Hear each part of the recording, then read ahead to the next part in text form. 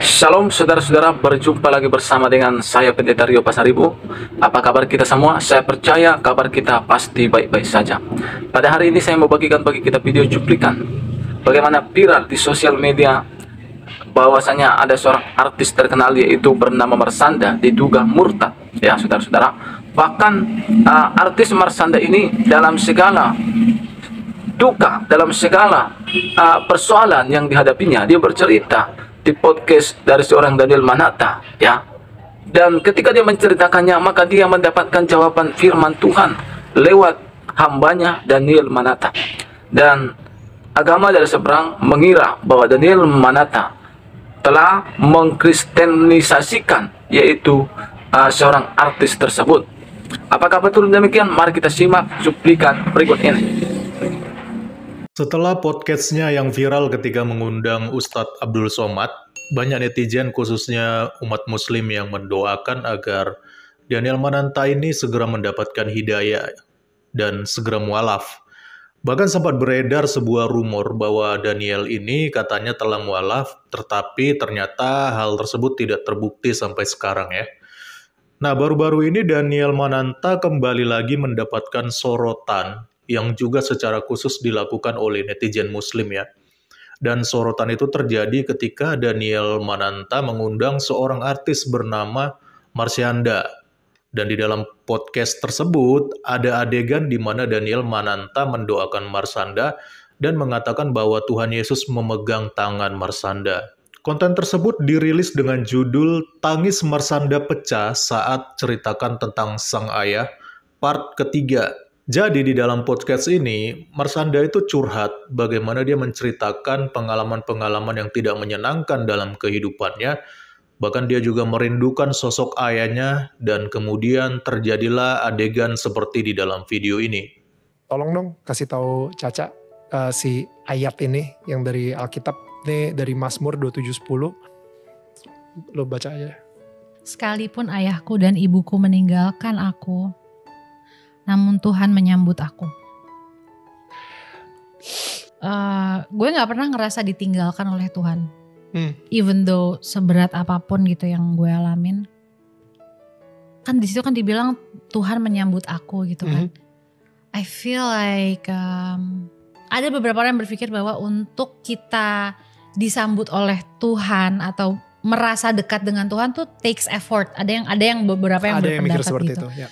Kalau gue, I'm a firm believer bahwa untuk bersebelahan digenggam sama Tuhan itu enggak, it's effortless. Oke.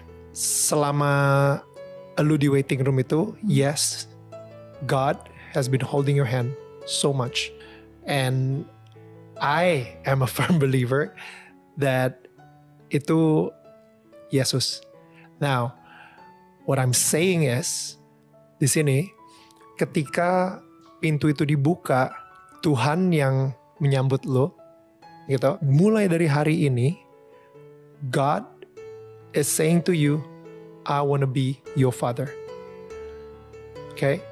Tuhan sendiri yang ingin menjadi ayahnya Caca. Oh my God. Kita doa sama-sama ya? Ya. Oke. Ca, ikutin gue ya. Tuhan. Jika orang yang menonton konten ini dengan pikiran positif dan juga toleransi, sepertinya tidak ada yang salah. Karena menghibur dan menguatkan orang lain serta mendoakannya menurut kepercayaan yang diyakini oleh seseorang adalah hal yang lumrah.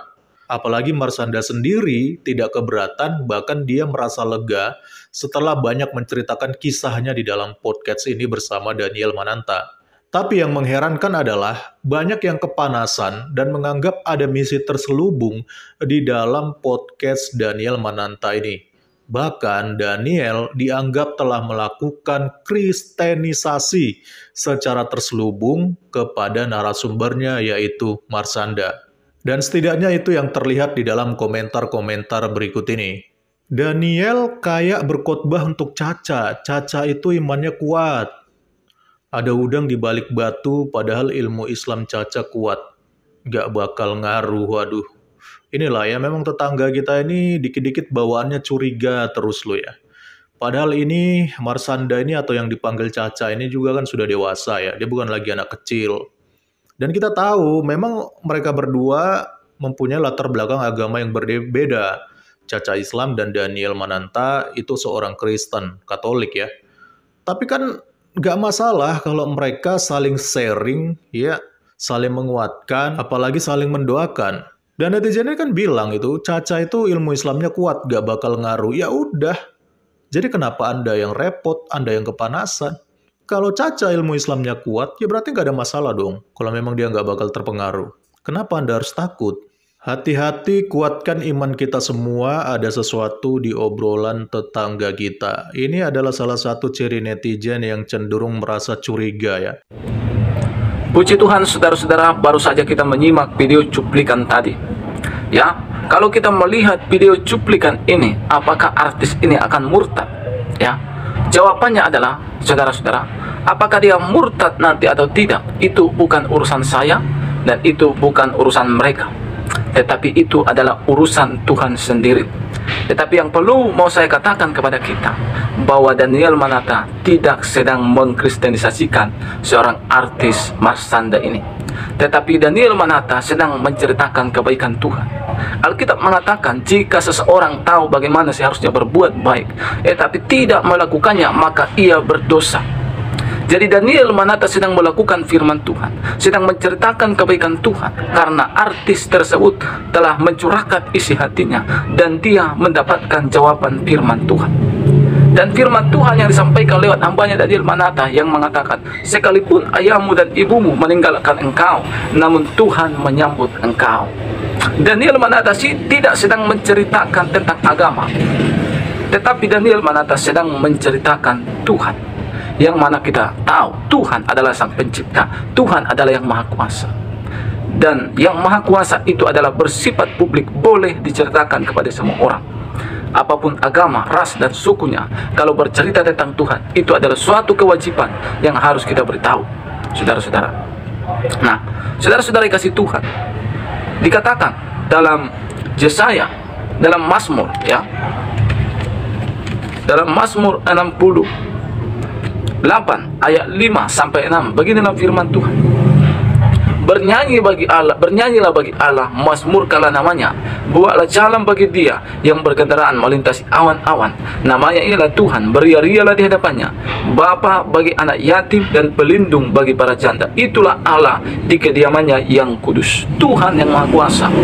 Dia itu adalah Bapa bagi anak yatim dan pelindung bagi para janda. Dan kita telah dengar artis itu mengatakan bahwa dia tidak lagi punya orang tua. Tuhanlah yang menjadi pelindung baginya, Tuhanlah yang menjadi orang tua baginya, saudara-saudara. Bahkan dikatakan juga dalam Mazmur 34. Saya buka firman Tuhan, Mazmur 34 ayat 19. Tuhan itu dekat kepada orang-orang yang patah hati, dan Ia menyelamatkan orang-orang yang remuk jiwanya. Artis tersebut sedang patah hati, ya, sedang remuk jiwanya. Tuhan katakan Tuhan itu dekat kepada orang-orang tersebut. Tuhan tidak melihat agamanya, Tuhan tidak melihat suku dan rasnya, tapi Tuhan melihat bahwa dia adalah anak yatim. Tuhan melihat bahwa dia itu adalah orang yang patah hati, orang yang remuk jiwanya, dan Tuhan mau datang kepada orang tersebut. Bapak, Ibu, Saudara, dimanapun saudara berada saat ini, apakah agama kita, apapun suku kita, Tuhan mengasihi kita semua. Tuhan sayang kepada kita semua. Puji Tuhan, inilah firman Tuhan yang bisa saya sampaikan kepada kita semua. Biarlah kiranya lewat video cuplikan, saudara dan saya diberkati oleh Tuhan. Saya Pendeta Rio Pasaribu undur diri. Tuhan Yesus memberkati kita semua. Shalom.